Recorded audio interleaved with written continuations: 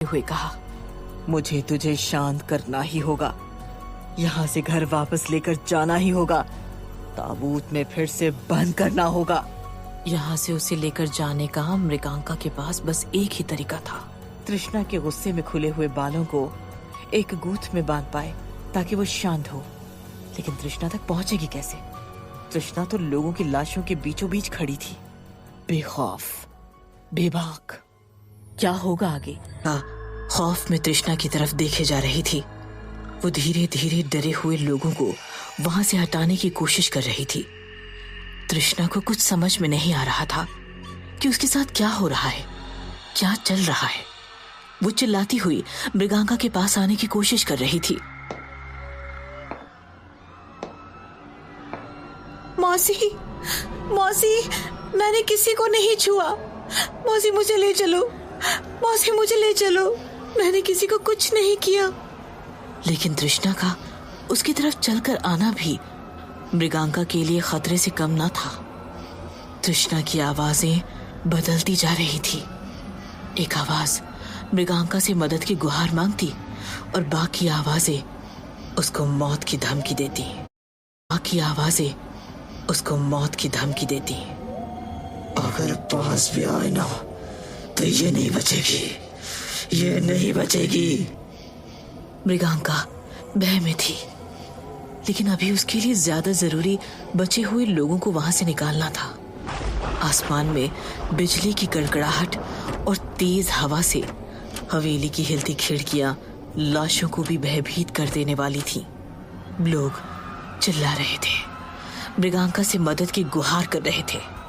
मृगांका, हमें बचा ले, मृगांका इसे शांत कर।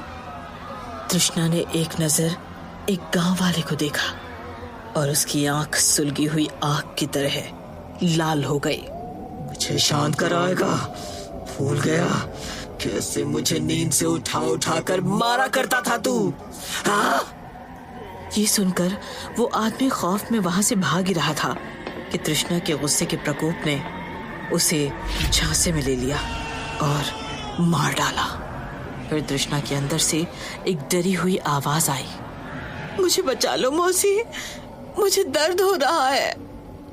मृगांका ने चारों तरफ देखा और फिर अपनी गेरुए घाघरे की जेब से एक पोटली निकाली। पोटली को देखते ही तृष्णा, जो अभी तक समझ रही थी कि सब कुछ खत्म कर कर ही यहाँ से जाएगी, अचानक से डर गई और गुस्से में मृगांका की तरफ बढ़ने लगी। मुझे काबू में करेगी तू? इतनी जुर्रत तेरी? देखा। और ऐसा कहते ही उसके अंदर की सताई हुई आत्मा ने तृष्णा को हवा में उछालना शुरू किया। तृष्णा के अंदर की एक आवाज मृगांका से उसे बचाने की गुहार लगाती, लेकिन दूसरी आवाज तृष्णा को खत्म कर देने की धमकी देती। मृगांका ने गुस्से से तृष्णा की ओर देखा और बुलंद आवाज में कहा, तू जो भी है मुझे डरा नहीं सकती, ना मेरी बच्ची का बाल भी बांका कर सकती है। और ऐसा कहते ही मृगांका ने हवा के सहारे लटकी हुई तृष्णा के इर्द गिर्द राख की रेखा बनाई। तृष्णा के अंदर की आवाजें उस पर और हावी हो गईं, लेकिन वो उसे कुछ करती उससे पहले मृगांका ने मुट्ठी भर राख लेकर तृष्णा के ऊपर फेंक मारी। तृष्णा जोर से चिल्लाई, कभी अपनी आवाज में, कभी अंदर से आ रही 4-5 आवाजों में जो उसे काबू करने की कोशिश कर रही थी। कुछ गांव के लोग भागते हुए ये दृश्य देखकर अचानक से रुक गए। तृष्णा ने गुस्से में उन्हें देखा और बिखरी हुई लाशों को अपनी जादुई विद्या से गलाना शुरू किया। लेकिन उससे पहले कि पूरा गांव सड़ी हुई लाशों की बांस से बेहोश हो, मृगांका ने मदन की ओर देखा, जो मसान में काम करता था, और उसे हर लाश को आग लगा देने को कहा। मदन, जो ये सब देखकर खौफ और असमंजस में था, कुछ देर के लिए एकदम सुनने पड़ गया। लेकिन मृगांका के पास अभी उसको कुछ समझाने का वक्त न था। उसने चिल्लाकर कहा, आग लगा सारी लाशों को। वहीं दूसरी तरफ ठाकुर अपनी माँ और बेटे नमन के साथ जीप में वहां से दूर निकल चुका था। लेकिन नमन की नजर अब भी हवेली की तरफ ही थी। नमन की आंखों के सामने जो भी घटित हुआ वो उस पर यकीन नहीं कर पा रहा था। एक लड़का जिसने अपनी लगभग पूरी पढ़ाई बाहर की है, वो इस तरह की बातों में भला इतनी आसानी से कैसे यकीन कर लेता। उसको रह रह के अपनी बहन सपना का चेहरा याद आ रहा था। उसकी आंखें अब तक गीली थीं, लेकिन सपना के साथ ऐसा क्या हुआ वो ये समझ पाता उससे पहले अंतिम क्रिया वाले हादसे ने हिला कर रख दिया। अपनी बहन को कुछ 1.5 साल बाद मिला था वो, और ऐसे अचानक वो हमेशा के लिए उसको छोड़कर कैसे चली गई। एक 12 साल की लड़की की मौत में दूसरी 12 साल की लड़की ने जो भी प्रलय मचाई है, उसका जवाब कैसे और कहां से ढूंढे। नमन हमेशा घर से इतना दूर रहा कि इस वक्त कौन सही होगा, किससे बात करे, उसे कुछ समझ नहीं आ रहा। ये उलझती गुत्थी कैसे और कौन सुलझाएगा, ये तो अब वक्त ही बता सकता है। वो बार बार अपनी दादी को पूछ रहा था कि अम्मा, उस लड़की को क्या हुआ था, सपना की लाश कैसे। लेकिन वो आगे बोलता उससे पहले छोटे ठाकुर की मौत से बिलखी दादी ने उसे चुप कराकर भारी आवाज में कहा, चुप कर और पीछे देखना बंद कर। न जाने कौन से शमशान की डायन को लाई थी साथ। मेरे छोटे बेटे को खा गई, गांव वालों को खा गई, पूरी हवेली को शमशान बना दिया।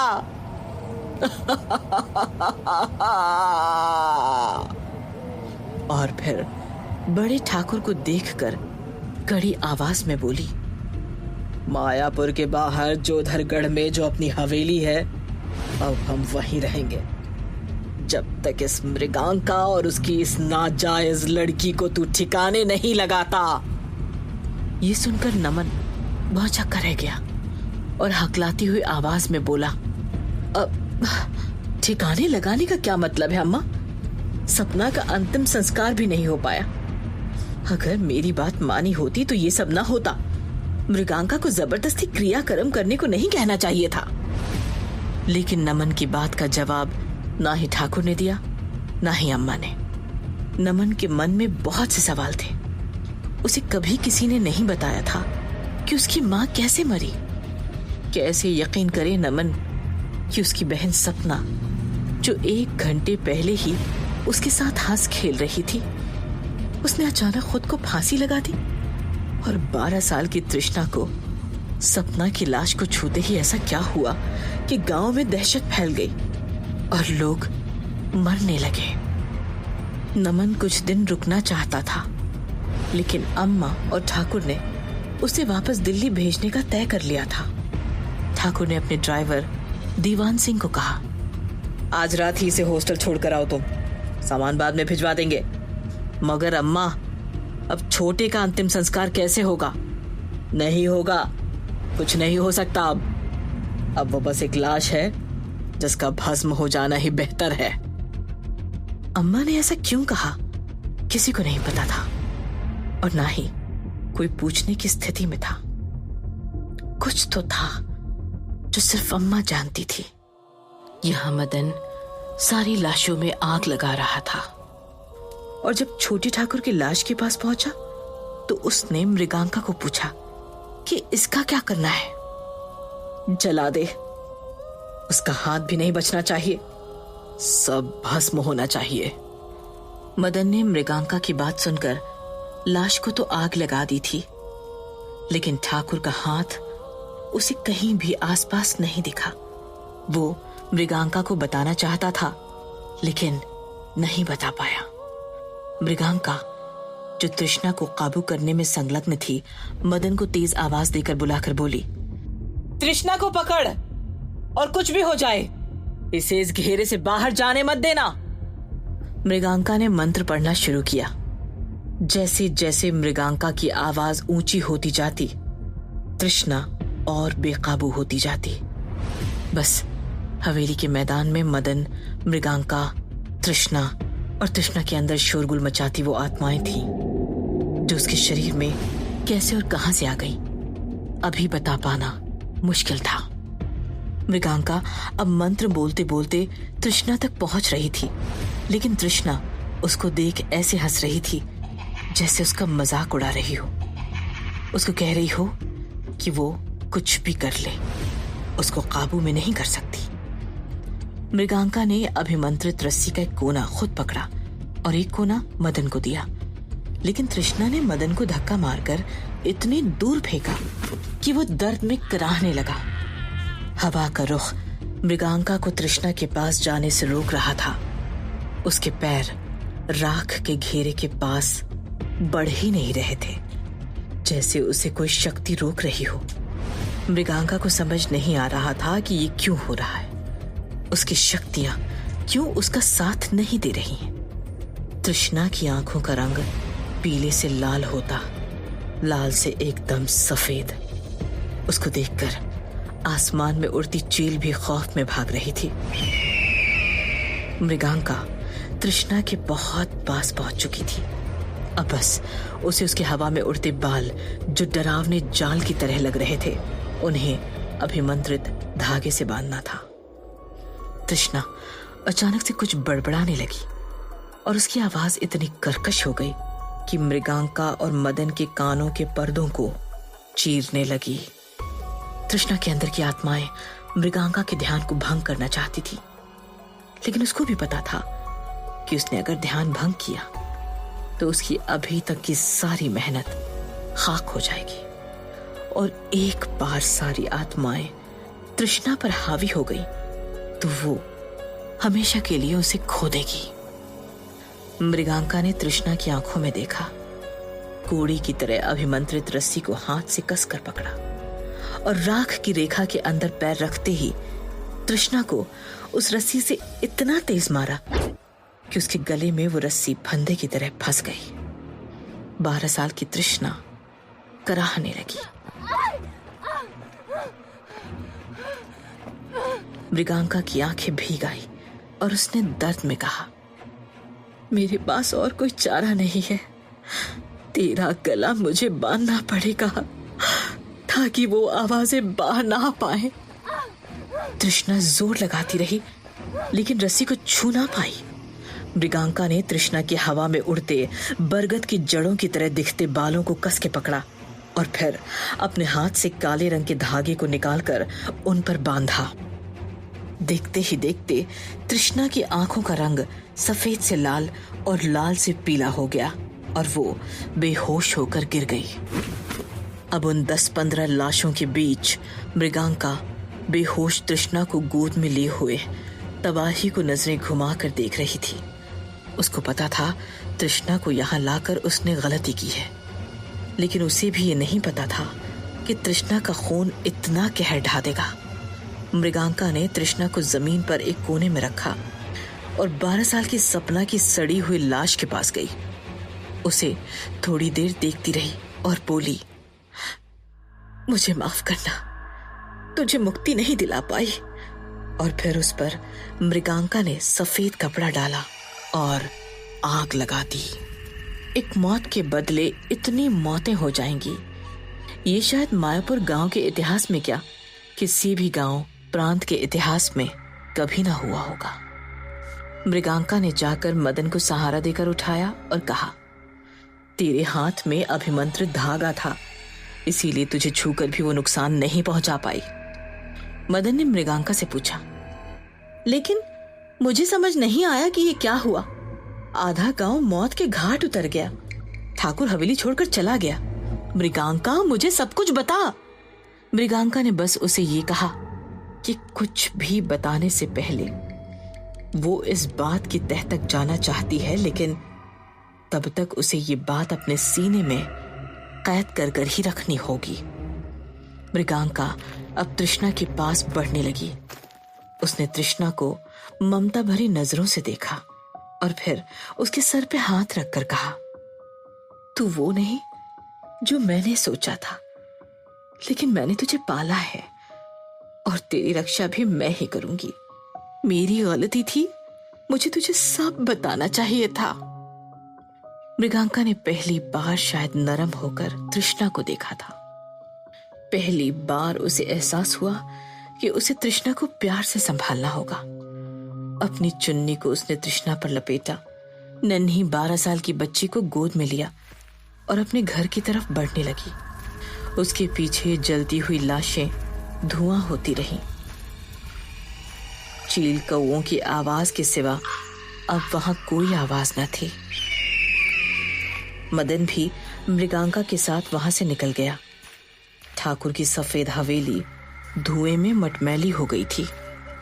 मृगांका चली जा रही थी, चेहरे पे कई सवाल लिए। उसको किसी और के पास मदद मांगने और तृष्णा का सच पता करने जाना होगा। वो मृगांका से अलग क्यों है? उसका स्पर्श शापित क्यों है?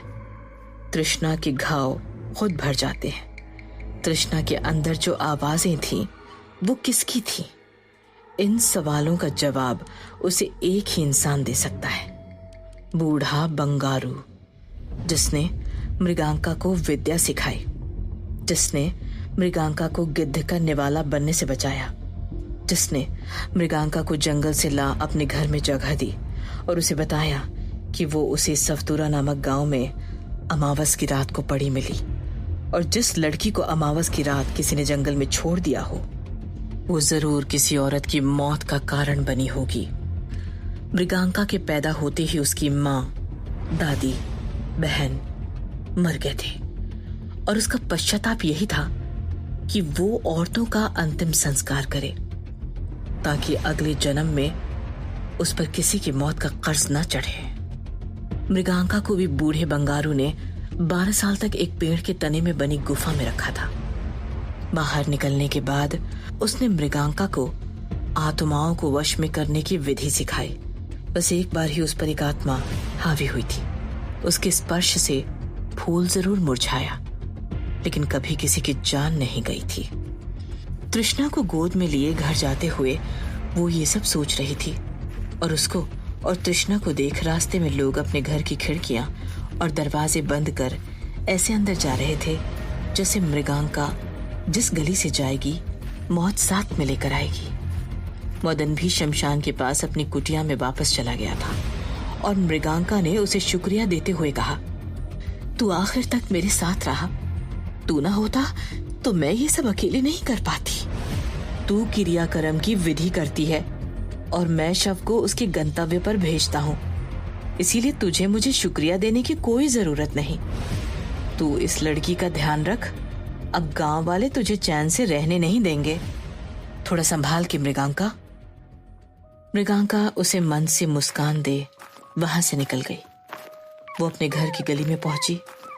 कुत्ते उसका खाने के लिए इंतजार कर रहे थे, लेकिन आज उसके पास कुछ न था और वो तृष्णा को लेकर सीधी घर के अंदर घुस गई। कुत्ते उसके दरवाजे के पास भौंकते रहे और कुछ देर बाद वहां से चले गए। मृगांका ने तृष्णा को अंदर कमरे में बिस्तर पर रखा, उसके आसपास नींबू मिर्ची का दायरा बनाया और उसके बिस्तर के नीचे एक छोटा सा दिया जलाकर बाहर के कमरे में आ गई। वो फिर गौसल खाने में गई, भरी हुई बाल्टी उठाई और सीधा अपने सिर पर पूरा पानी उड़ेल कर लंबी सांस ली।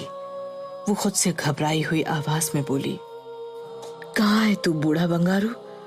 मुझे तेरी मदद चाहिए। और ये कहते ही उसने अपने हाथ में गड़े हुए चकोर आकार के अंदर बनी आंख को इतनी तेज दबाया कि उससे खून आने लगा।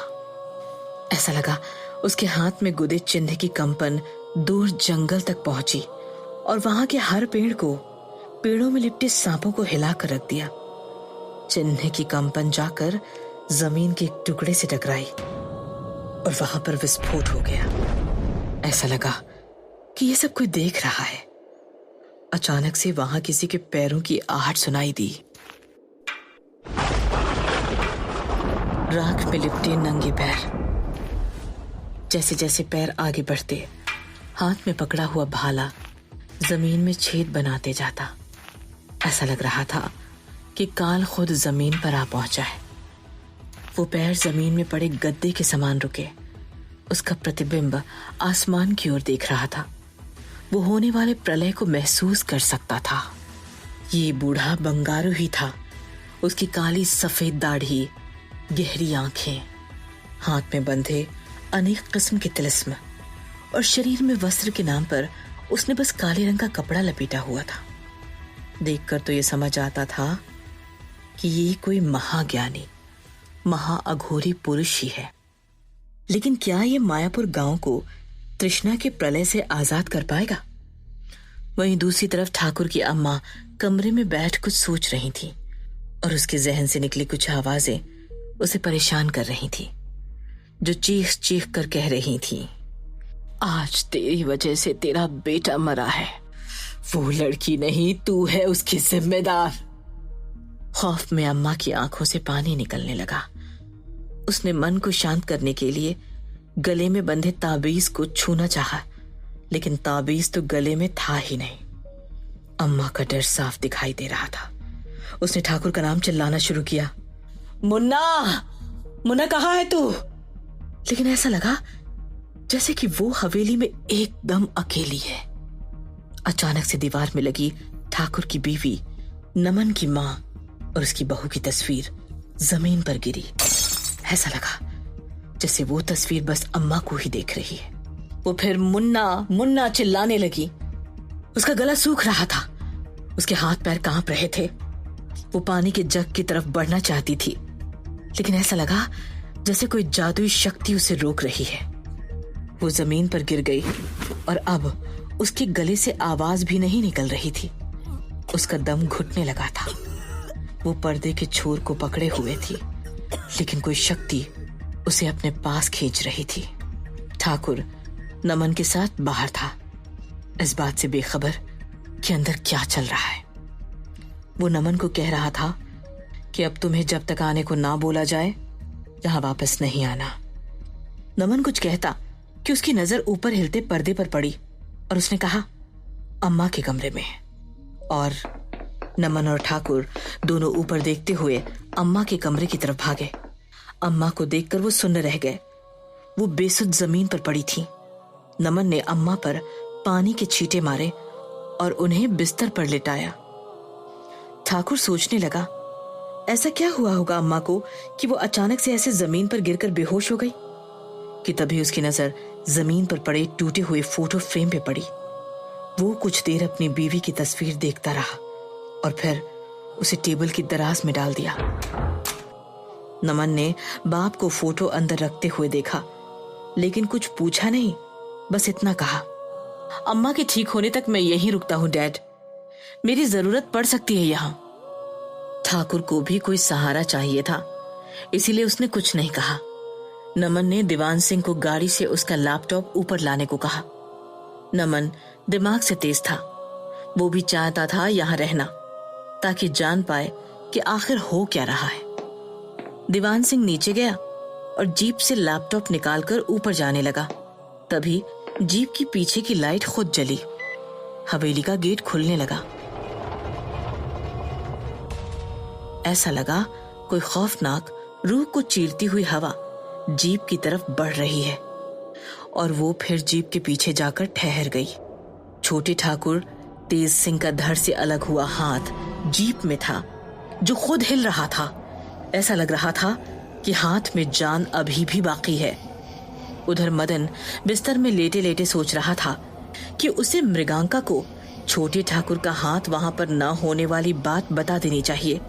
और फिर खुद से बोला, कल सुबह जाकर मैं मृगांका को बता दूंगा कि हाथ वहां नहीं था, शायद किसी और लाश के साथ जल गया होगा। इधर मृगांका ये सोच रही थी कि बूढ़े बंगारू तक उसका संदेश तो पहुंच गया होगा और अभी के लिए सारी लाशें जलाकर उसने खतरे को रोक लिया है। वो इस बात से बेखबर थी कि ठाकुर के साथ मौत भी उसके पीछे गई है। कि क्या मदन कुछ अनहोनी होने से पहले मृगांका को सच बता पाएगा? क्या बंगारू सही वक्त पर मृगांका के पास पहुंच पाएगा? जानने के लिए जुड़े रहिए काल भैरवी की इस रहस्यमय कहानी के अगले भाग से।